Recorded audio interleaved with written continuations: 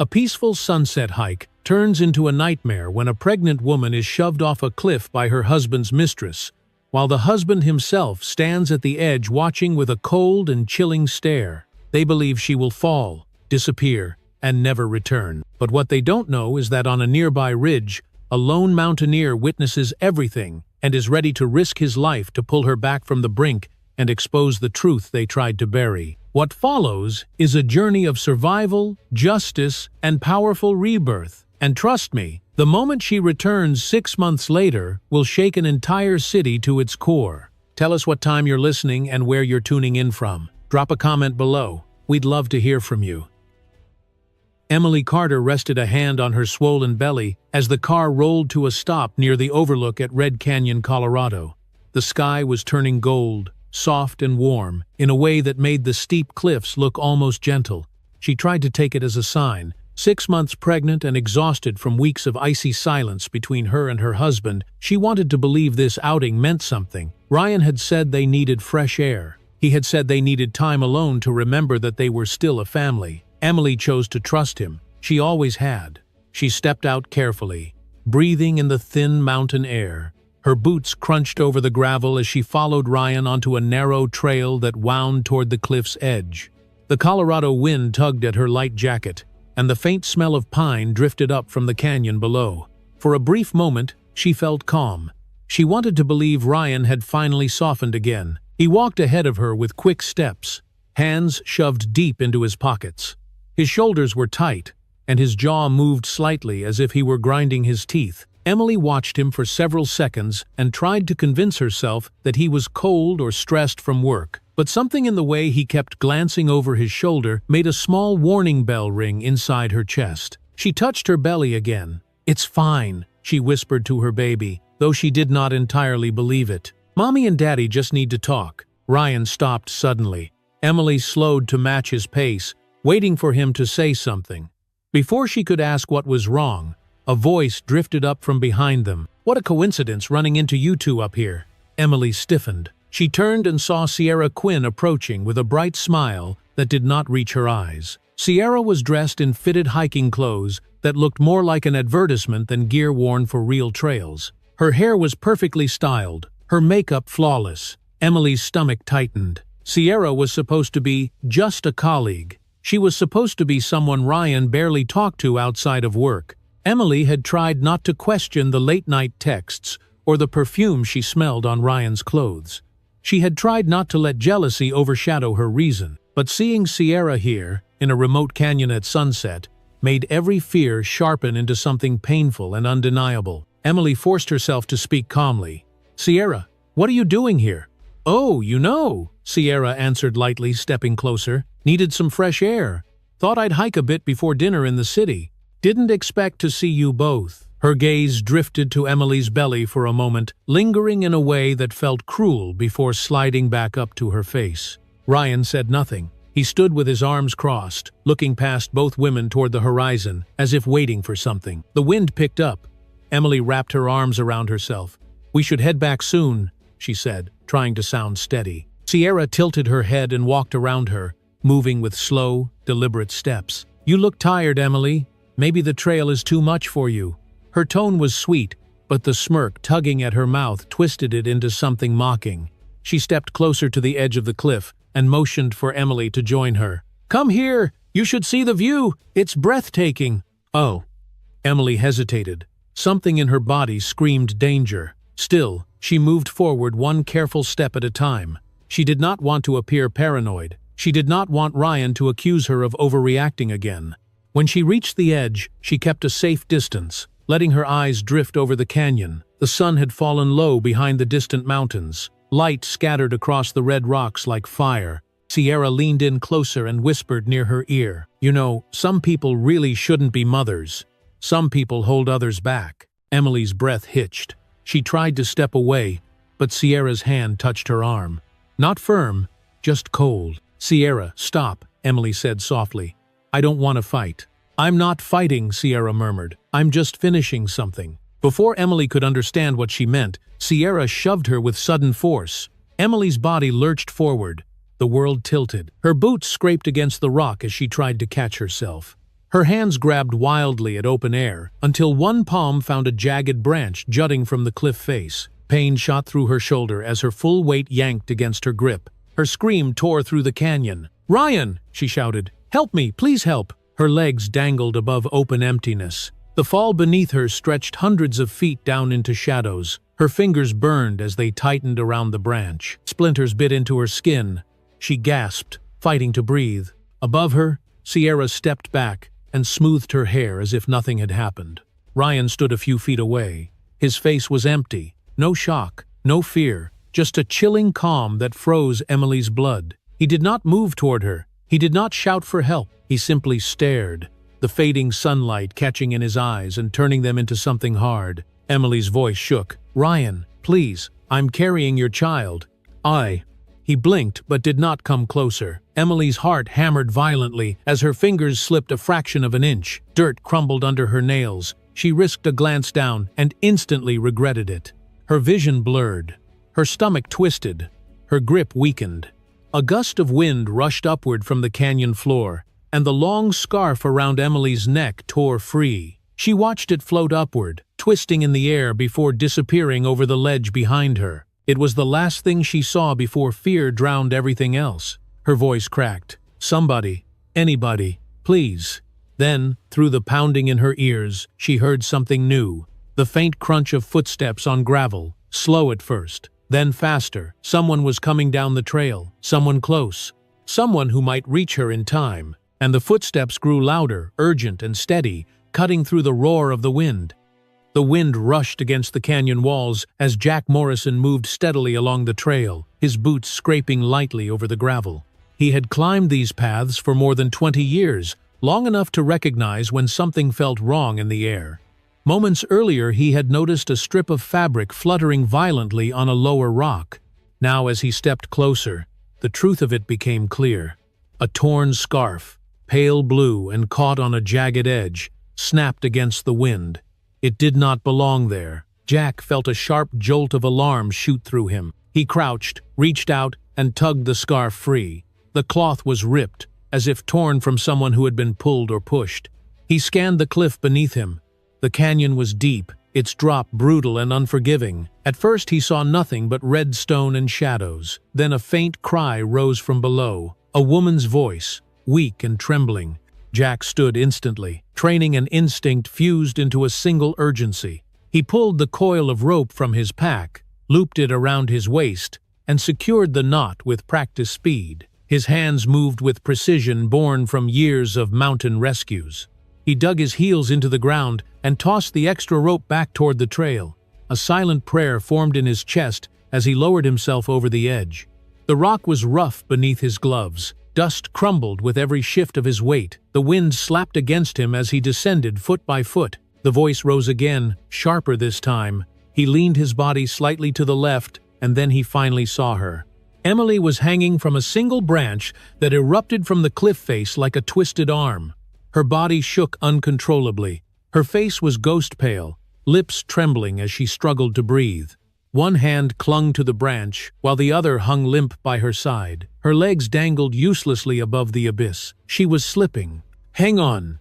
I'm coming!" Jack called out, his voice steady even as his heart hammered. Emily lifted her head, her eyes wide with terror. I can't hold on!" she gasped. Her fingers trembled violently. Her entire body sagged as if the last of her strength had drained away. Jack lowered himself faster. Pebbles rained down the canyon as he moved. When he reached her level, he braced himself with one foot wedged into the rock and leaned toward her, stretching his arm as far as it would go. "Take my hand," he said, his voice controlled and calm. "I've got you." Her grip slipped another inch. Her nails scraped along the branch. A broken whimper escaped her throat. Just as her fingers peeled away, Jack lunged forward and closed his hand firmly around her wrist. Emily cried out as the movement jolted her body, but she did not let go. Jack tightened his grip and pulled her closer. Her breathing was frantic and shallow. She leaned her head back, eyes squeezing shut. She whispered something. At first he could not hear it clearly. Then her voice fractured into the air. "My husband wanted me gone." Jack froze for only the smallest moment. The shock hit him hard, but he shoved it aside. This was not the time. "You're safe now," he said softly. "Focus on me. Don't look down." He shifted his position and looped the rope around her torso with careful precision. When he felt the knot tighten securely, he anchored his weight against the rock and signaled up the rope with 2 sharp tugs. A long moment passed. Then the rope tightened from above. His partners on higher ground began pulling. Emily's head fell forward. Her breaths came in short, sharp gasps. As they rose slowly up the cliffside, her body pressed against his. He could feel how cold she was. Her skin was clammy, and her muscles trembled uncontrollably. Halfway up, she clutched her belly as a violent spasm tore through her. Jack looked down at her in alarm. "Easy. Breathe through it," he urged. Her fingers dug into her own jacket as if trying to hold the pain still. Her eyes rolled slightly from dizziness. "Stay with me. We're almost there." Another few feet. The ground grew nearer. Jack's arms burned with strain as he lifted her weight and kept her close. When they finally reached the top, Jack pulled her fully into his arms before anyone else could move in. Her legs gave out the moment her feet touched the ground. He lowered her gently onto the dirt. Her chest heaved. Her skin, already pale, had turned a faint gray. She looked fragile in a way that sent a deep shock through him. He could not even imagine how long she had been clinging to that branch. He grabbed his jacket, slid it off, and wrapped it around her shoulders, pulling the fabric tightly to trap whatever warmth he could. Emily stared up at him with glassy eyes. Her lips moved without sound as she reached for his wrist. Her grip was so weak that it barely felt like pressure, yet she held on as if her life depended on it. Her voice came out as a faint whisper. "Don't leave me." "I won't," Jack replied. His voice was low and certain. "You're safe. Help is on the way." No, he squeezed her hand gently, letting her know she was not alone. But her consciousness was slipping fast. Her eyelids fluttered. Her breathing weakened. Her head leaned against his shoulder, and her fingers loosened. Panic flickered inside him, but he forced himself to remain calm. He placed a hand on her cheek, trying to keep her awake. "Stay with me," he said again. "You're stronger than this." In the next moment, a powerful sound rose from the distance. A deep, rhythmic thumping filled the air and echoed through the canyon. The ground vibrated. Dust swirled upward in spirals. The roar grew louder, beating against Jack's ears. Emily's eyes flickered open for a brief second as a bright white light swept across the ridge and illuminated her pale face. The rescue helicopter had arrived. Ryan Hale sat before the studio lights with the posture of a man who had spent years perfecting his public image. The cameras blinked red as the live broadcast began, and he lowered his eyes with a sorrowful expression that looked carefully practiced. The reporter asked a gentle question about the tragedy at Red Canyon. Ryan inhaled slowly and spoke in a voice filled with controlled grief. "It was a tragic accident. My wife slipped. The trail was narrow. I did everything I could." His tone broke at the end, just enough to convince anyone who did not know him well. Outside the frame, Sierra Quinn watched the monitor. The moment the interviewer thanked Ryan for his courage, she rushed toward him, tears streaming dramatically down her cheeks. She wrapped her arms tightly around him and pressed her face against his shoulder. Cameras flashed relentlessly. Reporters whispered about how heartbreaking it was to see a man mourn the loss of his wife while being comforted by a close friend. Sierra sobbed loudly and whispered phrases about how Emily had been like a sister to her. The entire scene was carefully orchestrated, and neither of them seemed troubled by how fabricated it looked to anyone who truly paid attention. 2 days later, they stood together at a memorial service held in a small Denver chapel. White flowers lined the steps, and guests whispered condolences as if Emily had already been laid to rest. Sierra clung to Ryan again, crying so intensely that several attendees tried to console her. Ryan kept his head bowed, accepting sympathy with the practiced humility of a grieving widower. He did not mention the fact that Emily was still alive. He did not mention the fact that she was fighting for her life in an ICU bed only 20 miles away. Inside that hospital room, the world felt quieter. Machines hummed. The air smelled faintly of antiseptic. Emily's chest rose and fell with slow, shaky breaths. Her eyelashes fluttered as she drifted in and out of consciousness. When her eyes finally opened fully, the first thing she saw was the ceiling's dim glow. For a moment, she did not remember where she was. Pain pulsed at the back of her skull, and her body felt heavy. Then she heard the television that someone had left on at a low volume. Her gaze drifted toward the small screen across the room. A reporter's voice filled the silence. In a heartbreaking turn, businessman Ryan Hale spoke today about the tragic loss of his wife, Emily Carter Hale, who fell during a hike at Red Canyon. The screen shifted to show Ryan dabbing his eyes, Sierra touching his arm, both dressed in black. Emily felt her heartbeat spike, the edges of her vision blurred. She forced herself upright with weak arms, staring in disbelief as they replayed the memorial service. Her husband's face, filled with false sorrow, filled the screen. Sierra beside him clutched a folded tissue. Photographs of Emily were displayed behind them as if she had already vanished from the world. Emily pressed a hand to her chest, shaking.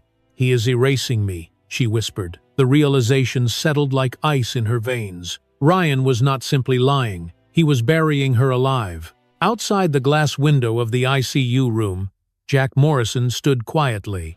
He had not wanted to intrude, but he knew she would awaken soon. When he heard the faint, choked gasp from inside, he stepped forward and saw her staring at the television, hands trembling. Her lips moved silently as tears filled her eyes. Jack felt something harden in his chest. He reached for the door, but the doctor approached at that exact moment. "She should not be overwhelmed," the doctor said firmly. "No stress, no fear.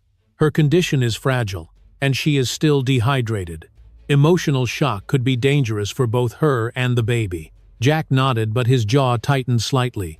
He understood the medical reality, yet he could not ignore the emotional one. Emily was watching her life being rewritten while she lay helpless in a hospital bed.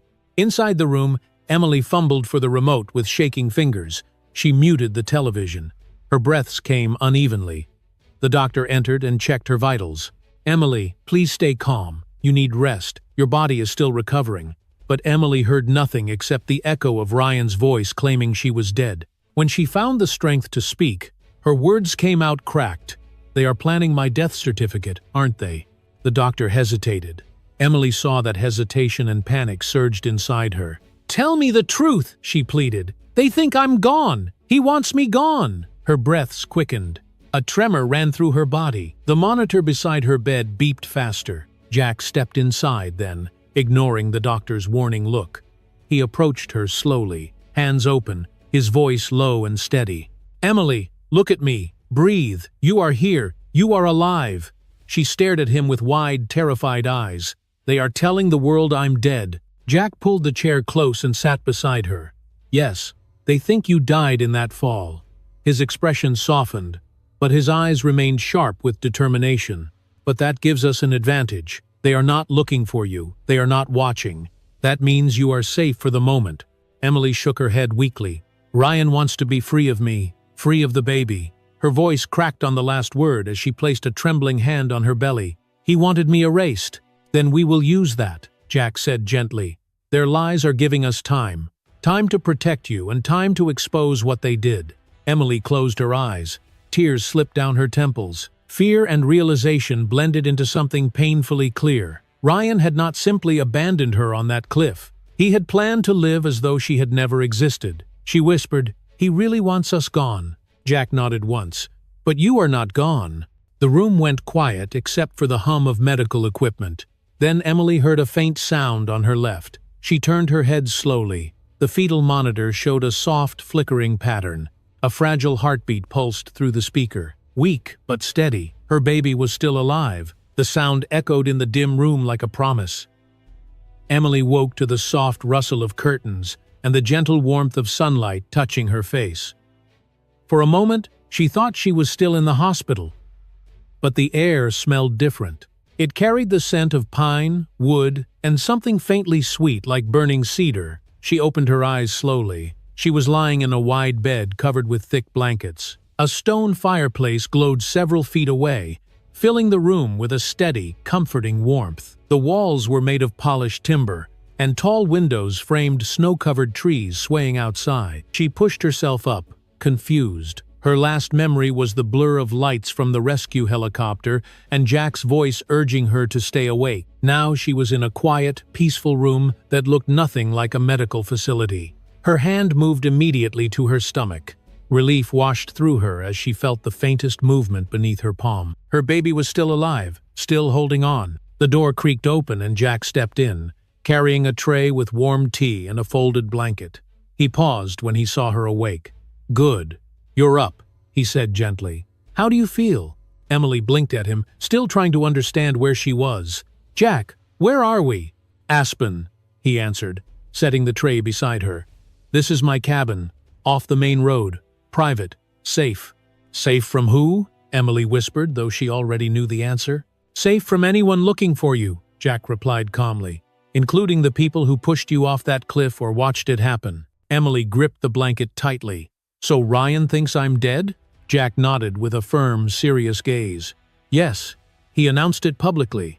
A hollow ache settled in her chest. She had expected betrayal, but she had not expected erasure, as if her life could simply be crossed out and rewritten without her consent. Jack pulled a chair closer to the bed. "You woke up in the ICU, but it was too dangerous to leave you there. Reporters were already asking questions about the rescue helicopter. Then the hospital saw a memorial announcement on the morning news. It didn't take long for them to connect the name." "Memorial?" Emily whispered. "He didn't even wait?" "No," Jack said. "He moved fast." Emily pressed a hand to her mouth as her throat tightened. She had imagined Ryan grieving her once, back when she still believed he loved her. Now the image of him standing before cameras pretending to mourn made her stomach twist with anger and shame. Jack watched her carefully. "I need you to understand something. I have dealt with many emergencies in the mountains, many victims, many families. But what happened to you wasn't an accident, and what happened after proves it." Emily looked up at him with wide, searching eyes. Jack took a slow breath. "Before I retired, I led the rescue division for the Rocky Mountain region. I spent years working with local police, federal teams, and private investigators. When I stepped back from active duty, I built Morrison Lodge. It started as a single cabin for hikers. Now it is a resort chain with cabins, lodges, and ski retreats across several counties." Emily stared at him, surprised. She had not known anything about his past until now. "So you're someone with influence." "Someone with connections," Jack corrected, "and someone who knows how to protect people who need it." He paused. "I have lawyers who can work quietly, investigators who owe me favors, officers in surrounding towns who know what I built and why I did it. If Ryan or Sierra tries to reach you, I will know before they're within 20 miles. Emily felt a tremor run through her. "Why would you do all that for me?" Jack set his elbows on his knees and looked at her with steady, sincere eyes. "Because you fought to live. Because when you were hanging over that cliff, you held on even when your body was failing. I'm not letting someone erase a person who fought that hard." Emily swallowed hard. Her eyes grew wet again. "Everyone thinks I'm gone." Jack nodded, and then reached into his jacket. "I'm afraid this part will hurt, but you need to see it." He unfolded a newspaper and placed it gently in her hands. Her breath stopped. On the front page was her photograph, a smiling image from better years. Beneath it were the words, "In loving memory," in thick black print. The article below described her tragic fall and devastated husband. It spoke of a memorial service held the previous evening. It painted her as a woman already buried. Emily pressed a trembling hand to her chest. Tears slipped down her face silently. "I don't exist anymore," she whispered. He made sure of it. Jack leaned closer. "Emily, look at me." She forced herself to lift her gaze. "You are alive," Jack said firmly, "and you have a child who needs you. They wanted to erase you. Instead, they created an opportunity. If they think you're gone, you have the time and space to heal, and the time to decide what comes next." Emily wiped her cheeks, but the tears kept falling. "I was nothing to them. Not even to him. He just wanted to be free." Jack's voice softened. "A man like that fears accountability more than anything else, but you will not face him alone." She looked around the warm wooden room again, then back at Jack's steady presence. Something inside her steadied. Her breaths became deeper. Her shoulders dropped slightly from their tense position. "I want to stay alive," she said quietly. "Not just survive. I want to live. For my baby. For the truth." "That is the first step," Jack replied with a nod. "There is something more I need to show you." He stood, walked toward a door in the corner, and pulled out a small key. Emily watched, her pulse rising with curiosity. The door creaked as he pushed it open. He flicked on the lights. Bright white bulbs illuminated a large storage room lined with shelves and metal cabinets. Thick binders, organized folders, maps, and photographed evidence filled the space. Dozens of investigation files sat waiting. Jack stepped aside and let her see everything clearly. "Investigation files," he said quietly, "all waiting for you." The truth had just begun. Morning light filtered through the tall windows of Jack's cabin, casting stripes across the wooden floor. Emily sat curled on the couch with a blanket around her shoulders. She sipped warm tea as she waited for the day's news to unfold. She had barely slept. Her mind stayed alive through the night with thoughts of Ryan's lies and Sierra's cruelty. When Jack switched on the television, the first broadcast of the morning began with a familiar face and a chilling headline. Ryan Hale had released a psychological report. The anchor's words echoed through the quiet cabin. Sources close to the Hale family say this document details Emily Hale's struggle with emotional instability. The screen displayed a stack of papers stamped with a false clinic logo. Bold statements described her as paranoid, easily distressed, and mentally fragile during pregnancy. Emily felt a cold pulse move through her. She knew immediately the file was fabricated. Ryan was building a narrative to protect himself, painting her as a woman capable of harming herself for attention. Before she could process the anger rising inside her, a new segment began. Sierra Quinn appeared on screen with swollen eyes and trembling lips. She filmed herself in a softly lit room, speaking in a cracked voice. Emily was hurting. She blamed herself for everything. "I loved her like a sister, but she would create drama to punish Ryan. She would throw herself into danger." Sierra covered her mouth as if overwhelmed. "I wish we could have saved her." Emily stared in disbelief. Each word felt like a slap. Sierra was not just lying. She was rewriting Emily's pain as manipulation. The betrayal dug deeper than before. Her chest tightened, and she set her cup down with shaking hands. Jack muted the television. "They are panicking," he said calmly. "This is what people do when they know the truth is closing in." But the damage was spreading. Social media clips of Sierra's video multiplied at astonishing speed. Comment sections surged with arguments. Some accused Ryan and Sierra of staging everything. Others claimed Emily had been unstable for months. People argued in the thousands. Opinions clashed so violently that mainstream news stations began covering the divide. The country seemed split down the middle. Emily leaned forward, her hands tangled together.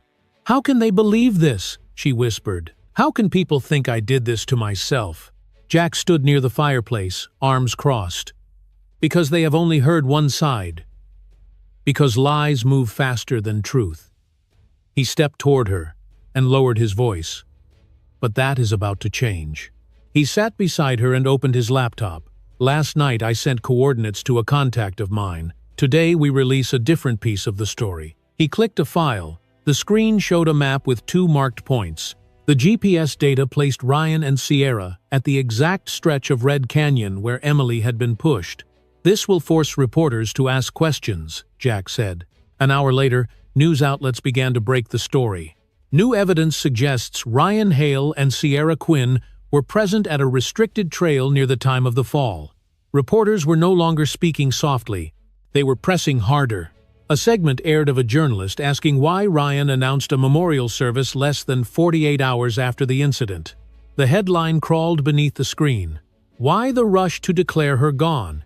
Emily watched with a mixture of dread and relief. For the first time, other voices were beginning to question the official narrative. Camera crews flocked to Red Canyon. Investigators from independent agencies requested access to the trail. A well-known talk show panel debated the timeline. One host lifted a brow and said, "Who holds a memorial before the body is even recovered?" The audience murmured in concern.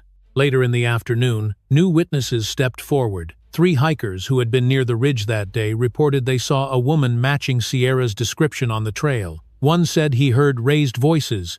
Another said she looked anxious and out of place. Their statements hit the news circuits quickly. By early evening, the tide had shifted. The public was no longer sure who to believe. Ryan attempted another public appearance, but reporters bombarded him with questions he could not easily deflect. "Were you on the trail that day?" Did you mislead police about the timeline? Ryan stuttered through his answers, his composure finally cracking. Emily watched him scramble for control and felt something calm settle inside her. It was a strange sensation, like watching a storm weaken after days of destruction. Jack walked back into the living room carrying 2 cups of herbal tea. He handed one to her and sat down. "You see it now," he said quietly. "The truth does not need noise. It only needs time." Emily took a small sip. Her throat tightened with emotion. "It hurts," she admitted, "seeing them lie so easily, seeing people believe them." "Of course it hurts," Jack replied gently. "But you staying silent now is not weakness. It is strategy. If you speak too soon, they will twist it. If you stay quiet, they lose ground. Silence is our strongest weapon right now." Emily looked down at her hands and then at her stomach. She placed her palm over the small curve of her belly. Her voice was soft, but filled with new resolve.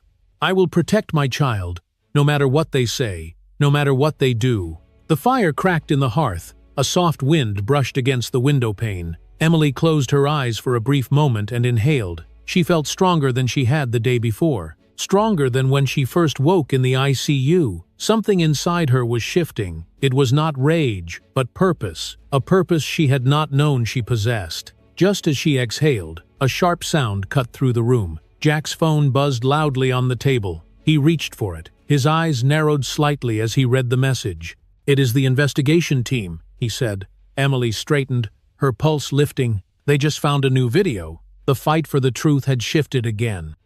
Snow fell quietly outside Jack's cabin as the investigation team arrived with a stack of newly recovered material. The air inside had grown tense the moment the first message came through. Emily sat on the couch, wrapped in a blanket, her hands clasped tightly together. She could sense that whatever Jack was about to show her would change everything. He placed his laptop on the table and connected an external drive. The screen brightened. A new video file appeared. "This is from a group of tourists," Jack said softly. "They were hiking on the ridge across from where you fell." He clicked play. The shaky footage opened with a sweeping view of Red Canyon. At first, it was only wind and rocks and faint voices. Then the camera panned. A figure appeared at the edge of the cliff. Emily leaned forward instinctively. Her heart pounded hard enough to make her feel lightheaded. The silhouette on the screen slowly sharpened. A woman stood near the drop, gripping her jacket and looking around nervously. "It's her," Emily whispered. Sierra's outline grew clearer as the camera zoomed accidentally while the tourist adjusted the device. There was no mistaking her. The hair, the posture, the jacket she had worn that day. She stood exactly where Emily had struggled to hold on to her life. Jack paused the video. "There's more." He played the next segment. The camera shook slightly as the tourist tried to focus on something happening to the right. Suddenly, the image sharpened. Ryan stood several feet away, completely still, staring downward. His expression was blank. His arms hung at his sides. He did not call for help. He did not move forward. He did not attempt to reach for anyone. He simply watched. Emily's breath caught. Her hand covered her mouth as she stared at the frozen frame. Ryan's indifference, captured so clearly, pierced her deeper than Sierra's shove. "He watched me," she said. "He watched and did nothing." Jack did not touch her, but his presence felt steady behind her. "This footage confirms everything you remembered," he said, "and it shows the world what he did."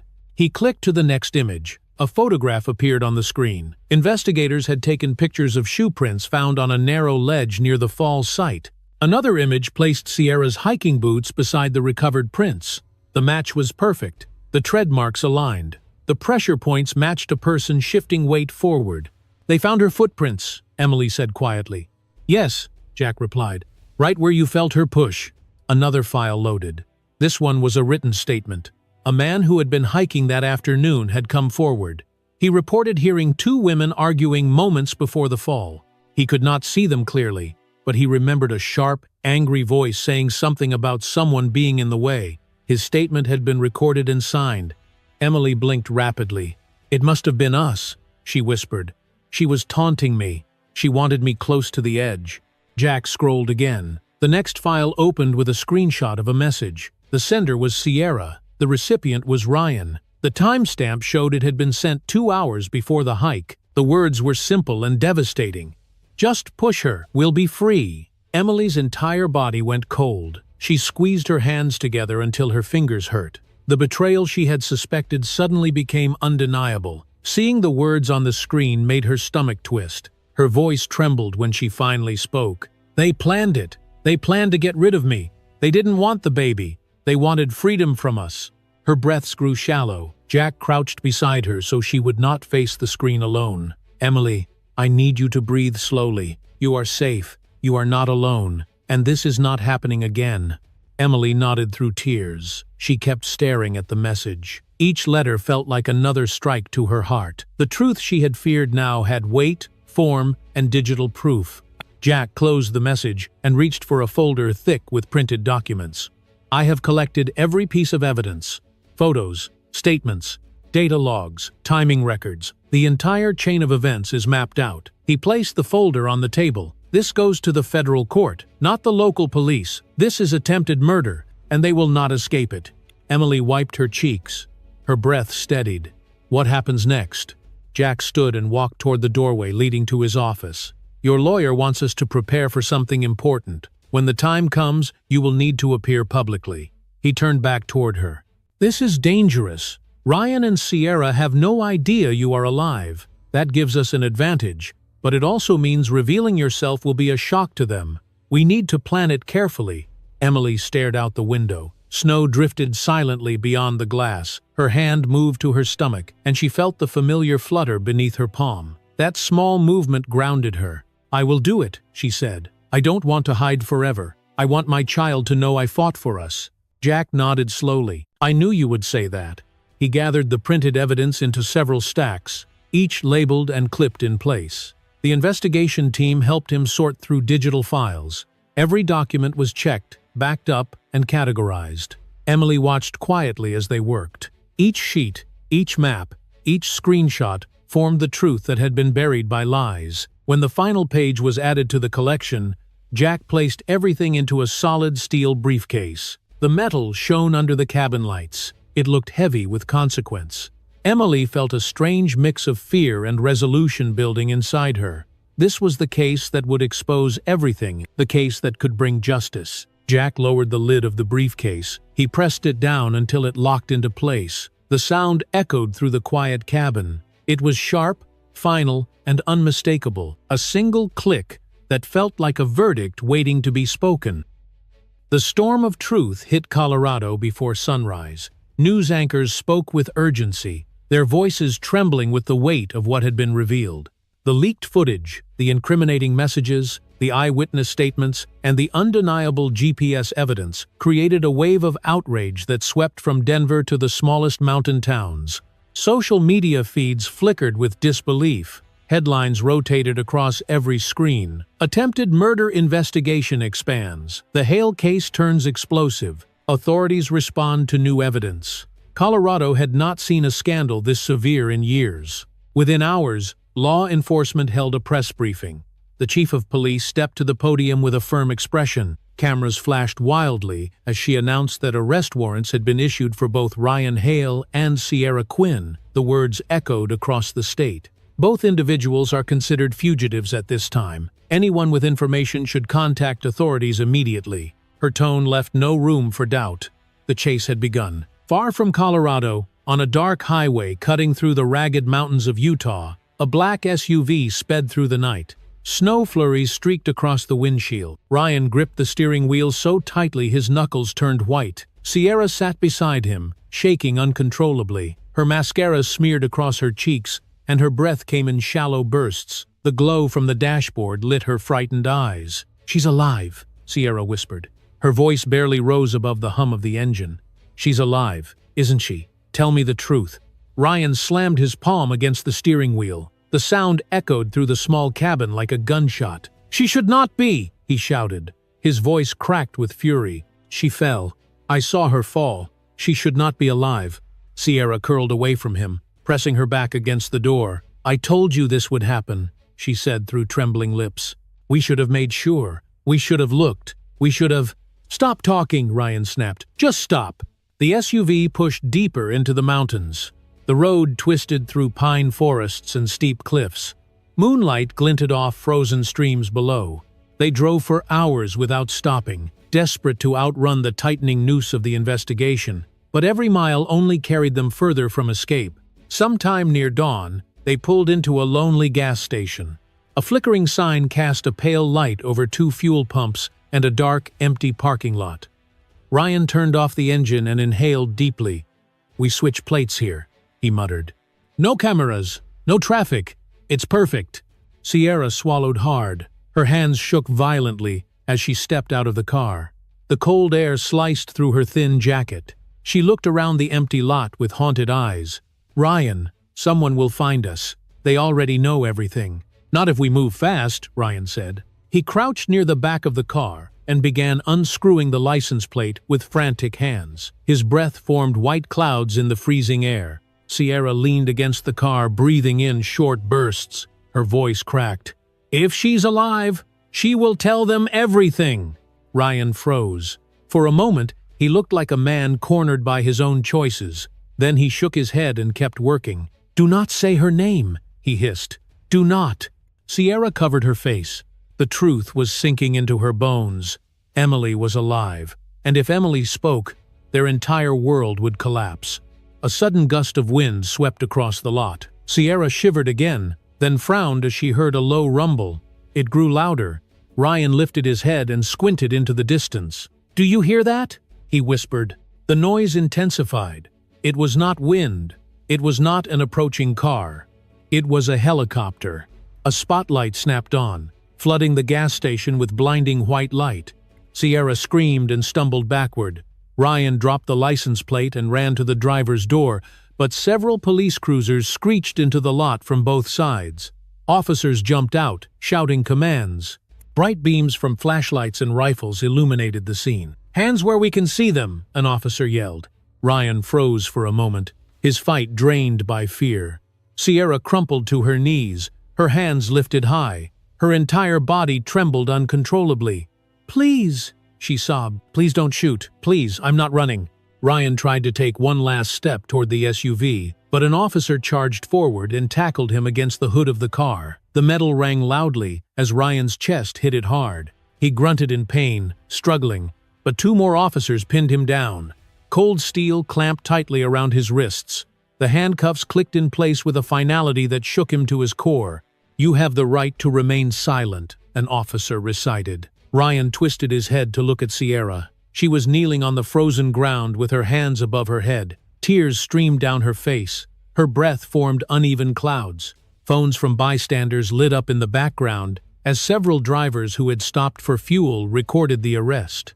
Already, comments were exploding across multiple live streams. "Is that Ryan Hale? She's crying. Look at her. They're taking him away. This is insane." The footage spread instantly. People across Colorado and beyond watched as Ryan Hale and Sierra Quinn were dragged into separate police vehicles. Reporters who happened to be traveling through the area pointed their cameras at the flashing lights and shouted into microphones, broadcasting the scene with breathless urgency. Back in Aspen, Emily sat at the kitchen table with a cup of tea. Her hands trembled slightly as she tried to read the news updates on Jack's laptop. A notification popped up on the corner of the screen. Jack walked in from the living room, holding his phone. He paused. His expression shifted. "It's them," he said quietly. "They're caught." Emily closed her eyes. Her breath trembled. Relief washed through her, mixed with fear, exhaustion, and something she could not yet name. Her hands lifted slowly to her face. A soft sigh escaped her lips. It was the sound of a woman who had survived something unthinkable, now feeling the weight of justice finally beginning to move. She pressed a trembling hand over her heart. The nightmare was not over, but the chase was. The federal detention center in Denver buzzed with restless energy as the sun rose. Officers moved briskly through metal hallways. Doors clanged shut. Phones rang without pause. Since the manhunt ended the previous night, the entire building felt like the epicenter of a storm. Ryan Hale and Sierra Quinn had been brought in just before dawn. Now they sat in separate interrogation rooms, each one pale, shaken, and exhausted. Ryan stared at the table in front of him. his hands cuffed loosely. His clothes were wrinkled from the frantic escape. A camera sat in the corner, recording everything. Across from him, two federal investigators flipped through folders thick with evidence. "Mr. Hale," one of them said, "your story changed 3 times in the last hour. We need the truth." Ryan rubbed his forehead with trembling fingers. "I already told you," he muttered. "It was an accident." The investigator leaned forward. "Then why were you on a restricted trail? Why did you not call for help? And why did you announce a memorial before anybody was recovered?" Ryan's eyes darted around the room like a trapped animal. He opened his mouth to answer, but the words dissolved into silence. In the room next door, Sierra sat with her arms wrapped around her chest. Her breathing was shallow and uneven. Her mascara was smudged, giving her a haunted appearance. The investigator across from her clicked a pen rhythmically, waiting for her to speak. "Your message to Ryan," he said, sliding a printed copy forward. "We know you sent it. Just push her. We'll be free." Sierra's eyes filled with tears. She shook her head violently. "I didn't mean it," she whispered. "I didn't mean it like that." "Then tell us how you meant it," the investigator replied. But Sierra said nothing.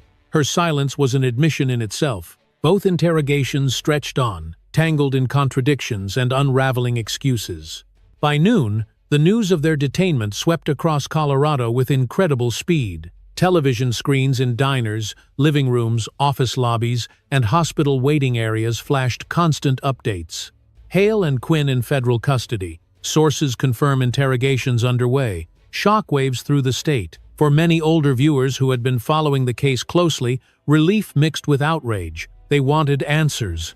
They wanted justice. Financial institutions moved even faster than the news cycle. Within 24 hours, the bank accounts linked to Ryan and Sierra were frozen. Businesses associated with Ryan initiated emergency board meetings. By afternoon, reporters confirmed that Ryan had been removed from his role on the board of his real estate corporation. His assets were locked. Calls from disgruntled investors flooded the media. One station displayed a headline that read, "We trusted him, now everything crumbles." At the same hour, far from the turmoil of Denver, a different kind of gathering formed outside Jack's cabin in Aspen. Several news vans parked along the snowy road. Reporters stepped carefully across the icy ground while camera crews set up equipment. Word had leaked that Emily Carter, the woman believed to be dead, was alive and ready to speak. Inside the cabin, Emily stood in front of a mirror. She wore a simple light blue maternity dress that fell gently over her growing stomach. Her hair rested over her shoulders. She looked fragile, yet unbroken. Her hands trembled slightly as she smoothed the fabric of her dress. Jack stood nearby, watching her with steady concern. "You do not have to do this," he said quietly. Emily lifted her eyes and met his reflection in the mirror. "Yes, I do," she said. "If I stay silent, they keep control of the story. This is my life, my child's life. I need people to hear what really happened." Jack nodded and offered his arm. She took it, and together they walked to the porch where dozens of reporters waited. Conversations hushed the moment Emily stepped outside. Camera lights clicked on. Microphones lifted. The crisp mountain air wrapped around her, sharp and cold.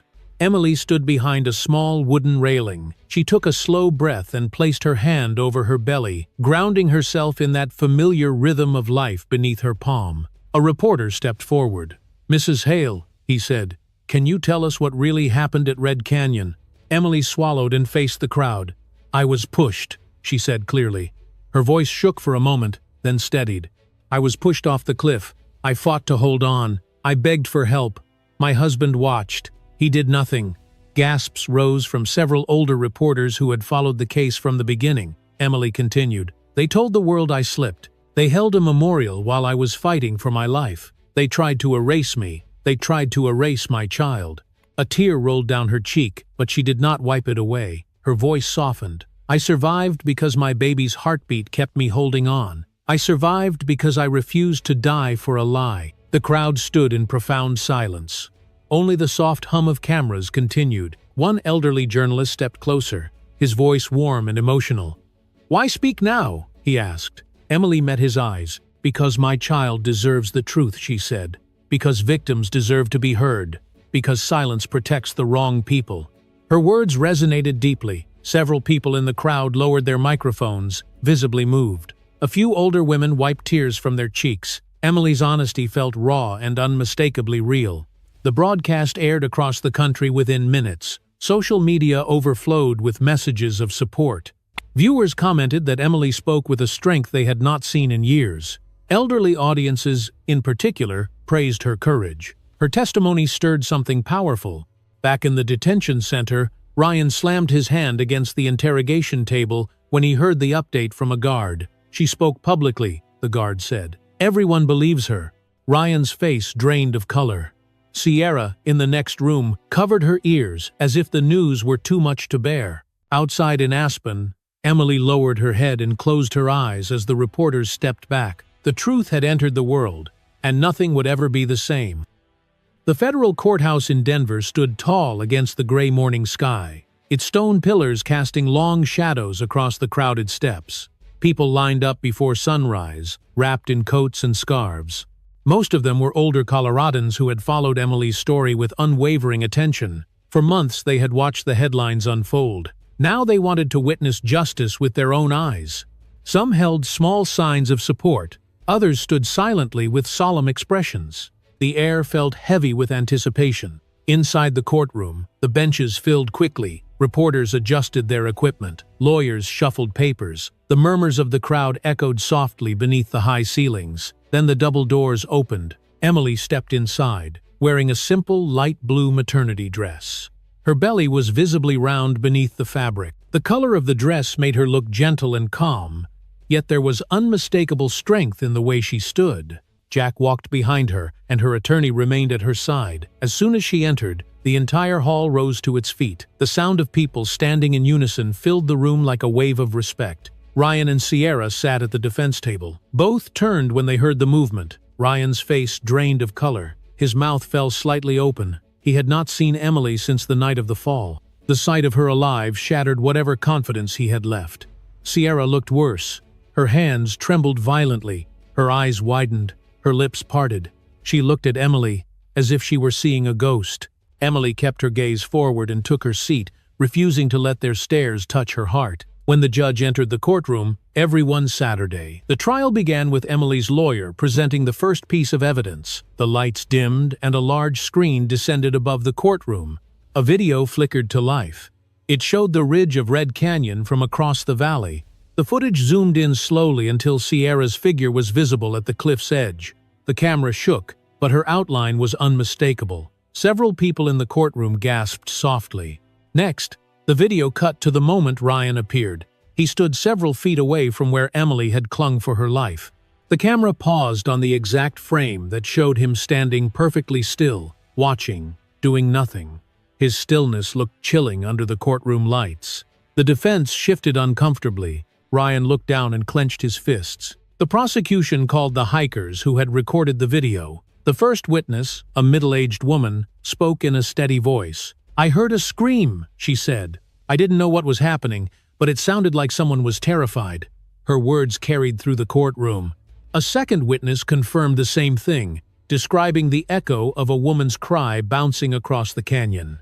The next evidence was displayed on a digital screen. GPS data appeared in colored lines that traced the exact movements of Ryan and Sierra on the day of the incident. The prosecution walked the jury through the timeline.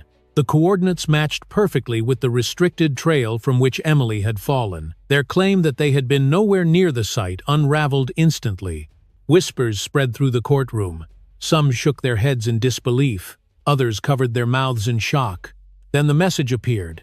The words glowed on the large screen. "Just push her. We'll be free." A visible shudder went through the room.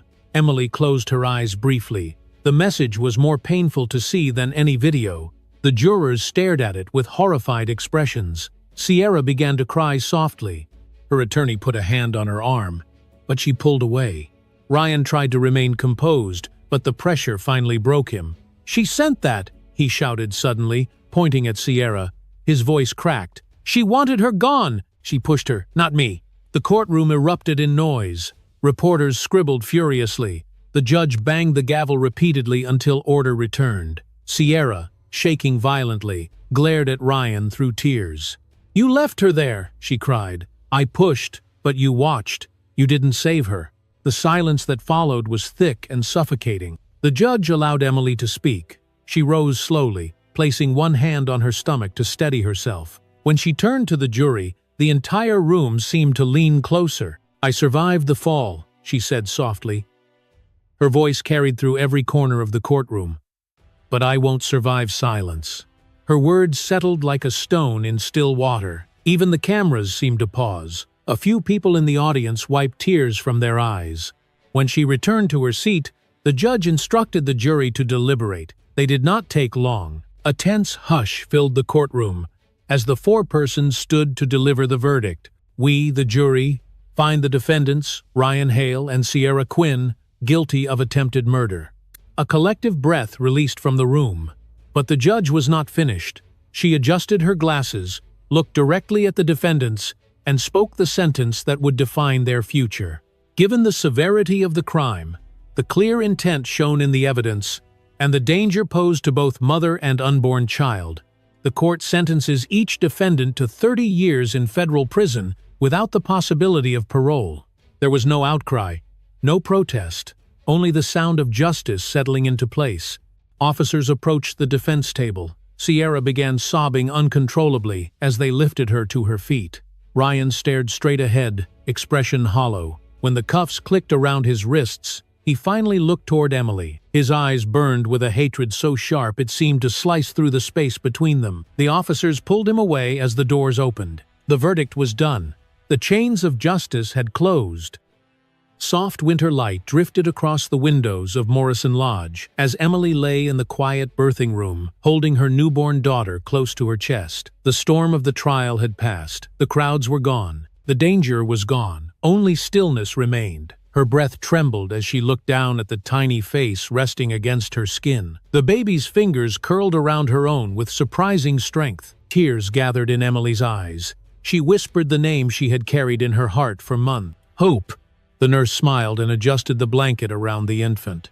"It suits her," she said gently. "She looks like a miracle."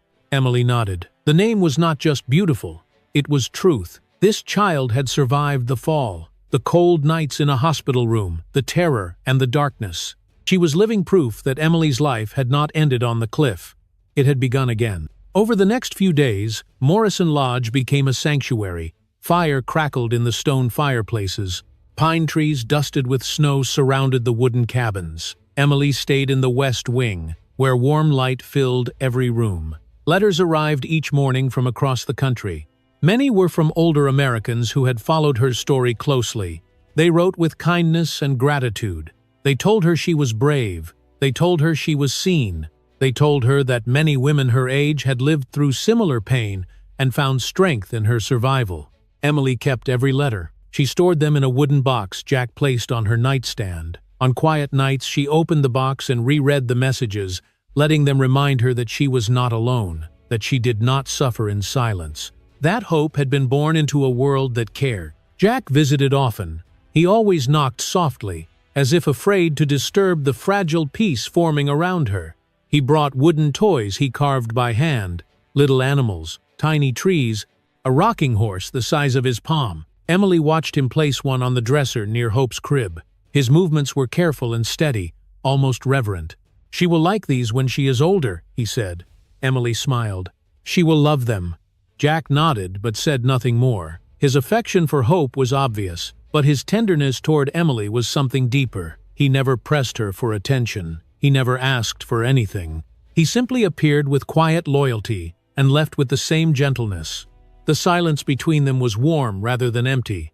When spring arrived, Emily began taking morning walks along the trail behind the lodge. She would wrap Hope in a soft blanket and carry her close. The forest smelled of pine and thawing earth. Sunlight filtered through tall trees.